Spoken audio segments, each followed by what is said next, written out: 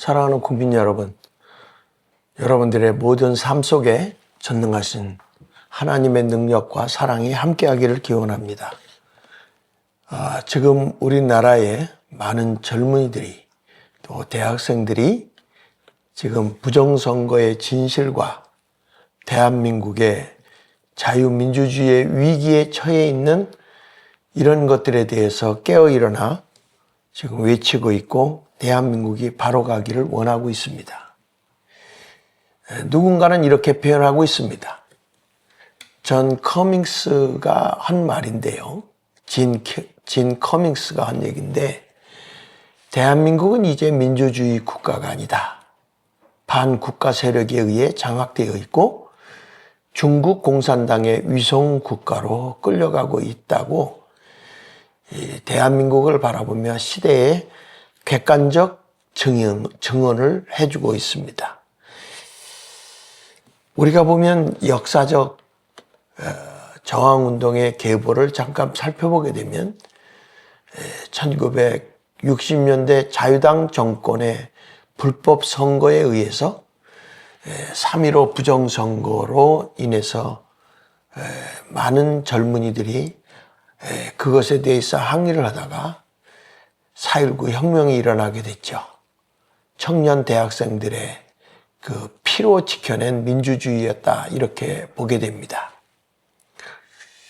우리가 또한 장기 집권과 독재에 맞서서 전 청년들의 그 국민적 저항운동이 일어나서 그게 바로 육시방쟁이라고 불려지기도 합니다. 지금 오늘날의 지금 위기를 보게 되면 이 선거에 대한 그 전산과 실무를 결합한 신종 부정선거가 등장을 했다, 이렇게 보고 있습니다. 전산의 문제와 그리고 투표를 할 수 없었던 참정권의 문제, 그리고 지금 점점 많은 문제들이 지금 부각되고 있으면서부터 우리나라의 저항운동이 심상치 않게 일어나고 있다, 이렇게 우리는 보고 있습니다. 부정선거의 만물상 두 개 조작 기법이 지금 등장하고 있고, 그거에 대해서 젊은이들이 알고 있으면서 지금 전자식 부정, 다시 말하면 전자개표기를 통한 전산 조작이 일어나고 있었습니다. 그것은 우리가 보면 투표지를 분류할 때 한 사람만 계속 나오게 한다든지, 또한 분명하게 통계표를 넣는데 그게 알고리즘에 의해서 숫자가 가감이 된다든지 하는 이런 것들을 보면은 그 서버에 기반의 득표수가 임의로 증가한다든지 감해진다든지 하는 것을 보게 됩니다. 그러니까 특정 후보에게만 유리하게 설계된 그런 알고리즘, 그 설정값에 의해서 이것이 후보가 바뀌는 이런 조작이 되어지고 있는 것이 그동안에는 많은 젊은이들이 외쳐도 깨닫지 못했지만은 지금에 와서는 많은 것을 젊은이들이 깨닫게 됩니다. 그리고 이렇게 전산식 부정이 있는가 하면 지금 실물 조작을 하고 있습니다. 벽돌 투표지가 쏟아져 나온다든지, 한마디로 얘기하면 가짜 투표용지죠. 모대기로다가 접혀 있지도 않고 빳빳하게 이게 쌓여 있는 그런 모습을 보게 되고, 그리고 선거인 명부가 부실 관리를 통해서 대리 투표를 하게 되고, 그리고 이미 조선시대 사람이 투표한 것처럼 나와 있는 그런 모습을 보게 됩니다.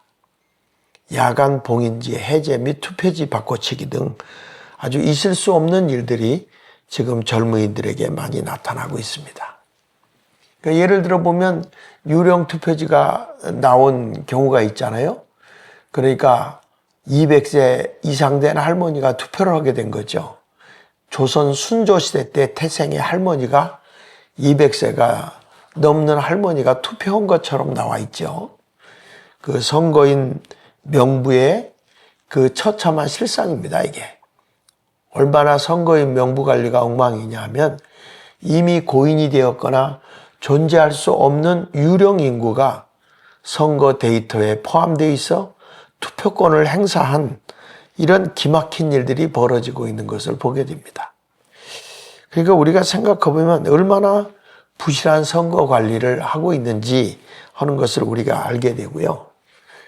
그리고 실물 벽돌 투표지의 비밀인데 우리들이 보면은 어떻게 저렇게 뻣뻣한 것이 접히지도 않은 것이 그대로 이렇게 두껍게 두툼하게 이렇게 투표지가 나올 수 있느냐 그랬더니 정말 말도 안 되는 형상 기억의 투표지라고 얘기하잖아요. 얼마나 우스운 얘기입니까? 국민 알기를 어떻게 알고 있는 겁니까? 그러니까 우리가 보면 유권자가 투표함에 넣으려면 반드시 접어서 넣는단 말이에요. 그런데 개표 현장에서 보면 신권 다발이 나오는 거예요. 빳빳하고 뭉쳐있는 벽돌 투표지가 대량으로 발견되는데 그것도 희한한 거는 더불어민주당 사람들을 중심으로 나온다는 거죠. 그래서 이런 거에 대해서 이상하다고 그랬더니 사람의 손이 닿지 않는 깨끗한 상태로 그대로 있고 일정한 방향으로 정렬된 거예요.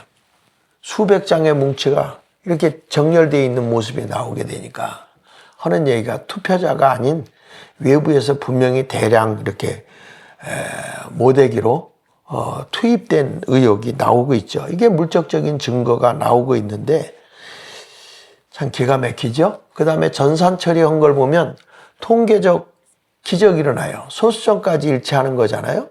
예를 들면 이번에 보면 인천 송도 1동하고 2동하고 사전 투표 결과가 똑같이 나와요.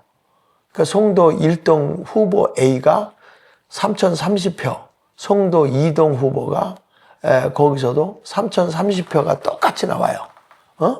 그런데 이게 바로 더불어민주당이 3,030표고 국민의힘 당은 송도 1동도 1,440표, 송도 2동도 1,440표. 그러니까 동네가 서로 다른데 득표수가 1의 자리까지 똑같은 확률은 사실은 이거는 불가능한 것이죠. 그럼에도 불구하고 이러한 일들이 일어나고 있는 것을 보면 이건 누가 보더라도 분명히 전산 조작이고 데이터가 우리에게 이거 조작입니다. 이거 부정입니다. 라고 알려주고 있다. 이렇게 말씀을 드릴 수 있어요. 그리고 상식을 넘어선 조작이라는 게 득표율이 130%가 나왔다. 이게 100%보다 많이 나오는 거예요. 인구의 수보다 투표지가 많다는 것이죠. 일부 지역구에서는 실제 투표 가능 인구수를 훌쩍 뛰어넘어서 투표지가 쏟아져 나오는 걸 보게 되면 이것은 정말로 있을 수 없는 물리적인 한계다 이렇게 볼 수 있겠습니다. 국민 여러분 어떻습니까? 이렇게 엉터리 같은 일들을 하고 있어요. 이렇게 됐을 때 외부 세력이 개입이 됐다. 중국의 그림자가 나오고 있죠. 여러분 우리나라의 대한민국 선거에 참여하고 대규모 중국인이 투표를 한 숫자가 얼마인지 아십니까? 약 12만 명입니다. 그러니까 투표층에 대해서 이건 있을 수 없는 일이죠. 그리고 이제 이 부정선거다라고 얘기하니까 댓글 부대가 동원돼서 부실선거로 이렇게 여론을 호도하고 있고요. 조직적인 댓글로 이렇게 조작을 하는 것을 보게 됩니다. 그리고 대리 특정 정치인을 내세운 거대한 국가에 보이지 않는 손이 나오고 있는데 내막적으로 은근히 보게 되면 대한민국의 주권이 꼭 중국에 의해서 움직이고 있는 것이 아닌가 하는 의심을 갖고 있습니다. 그러니까 대한민국의 주권이 우리 국민의 것이지 다른 나라의 공산당의 놀이개가 아니지 않습니까? 그러니까 지금 이런 것을 보게 되면 주권이 대단히 침탈당하고 있다 이렇게 볼 수 있습니다. 그러니까 이것은 분명히 선거관리위원회하고 우리나라의 지금 사법부 그 헌재 재판장들이 지금 이 선거관리위원회 허수아비가 돼가지고 들어가가지고 이게 항의할 수도 없도록 만들어버렸어요. 원천 봉쇄된 진실이 지금 드러나고 있는데 이런 것들을 얘기해도 오히려 그런 사람들을 오히려 잡아가는 것을 보게 됩니다. 중앙선거위부터 지방선거위까지 지방법원장과 판사들이 차지하고 있는 구조적 모순을 지적한 것입니다. 그러니까 조직적인 부정선거 소송이 기각 처리됐고 이것을 보면 음모론이 아니겠습니까? 그러니까 선관위의 내부 직원들과 함께 이러한 모든 것들이 이루어진 것으로 보고 있기 때문에 이건 분명히 잘못된 것이라고 보여지는 것이죠.